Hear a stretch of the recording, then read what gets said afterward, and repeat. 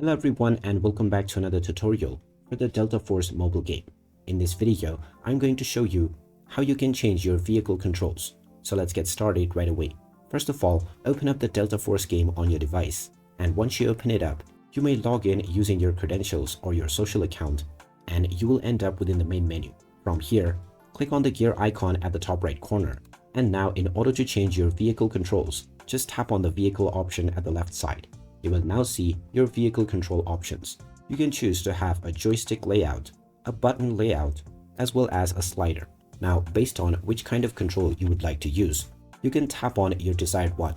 If you wish to further customize it, then tap on the Customize button, and you can now change its size, the location, and various other aspects. Tap on the Save button once you have changed your desired aspect, and then you can exit this to save your changes.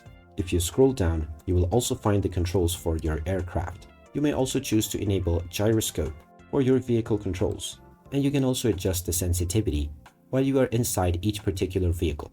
After making your desired changes, you can simply go back, and your changes will have been saved, and you can now start enjoying your match with your chosen vehicle controls right away. And there you have it. That is how easy it is to change the vehicle controls on the Delta Force mobile game. If you find this video helpful, don't forget to hit that like button and subscribe to our channel for more useful tips and tutorials. Thanks for watching, and I'll see you again in the next one.